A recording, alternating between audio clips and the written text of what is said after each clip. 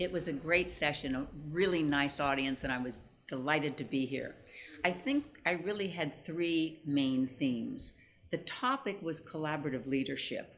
And when you talk about collaboration, you're talking about moving cultures and leadership skills, by the way, from command and control to influence and impact. And to do that, leaders have to behave differently. Some of those skills you already have, but some you might be surprised. For instance, I talked about a global study of something like 18,000 leaders in many different industries in many different countries, and they found that the number one driver of leadership performance was empathy. Now, 25 years ago when I started this, it might have been vision.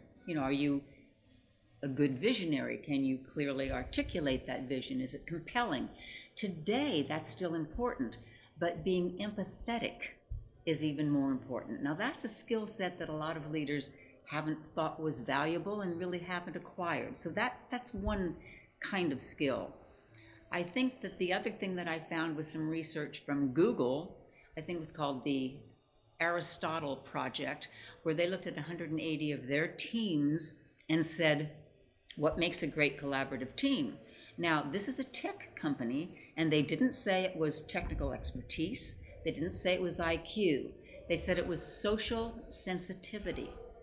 Now, social sensitivity was really defined in this way. They said people on a team tended to talk equally. Nobody just sat back and nobody took over the entire meeting.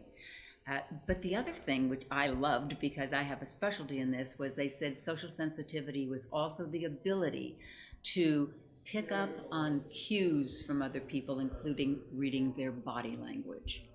So one of the sections that I covered today was on different aspects of body language and having the audience take a look at what these certain signals would mean, because INSEAD said that leaders who can gauge the emotional context of their team or their organization are looked on as transformational.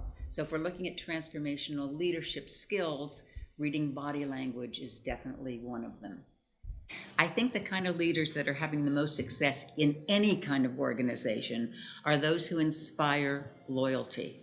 Now, I picked this up first years ago when I was studying change leadership. And I interviewed people that were taking their organizations through transformation then, as people are now taking their organizations through transformation. And I also interviewed the employees that reported to these leaders. And the ones who had employees who would walk through walls for them were the ones who inspired loyalty. And they didn't inspire it by saying, I demand it, I want it, I need it. They inspired it by being transparent, by being inclusive, by being honest, and by having their teams back. I had one leader tell me, Carol, people will be almost embarrassingly loyal to anyone who's loyal to them. Now, that's true today. It takes collaboration. You can't have a culture for innovation if just marketing is innovative or IT is innovative. It has to be widespread. So you have to include people in the process. It's also innovation today isn't some genius going to his or her office and coming up with a great idea. It's people collaborating with suppliers, with customers, with other business partners, and collectively coming up with those great ideas. So that has changed quite a bit in organizations.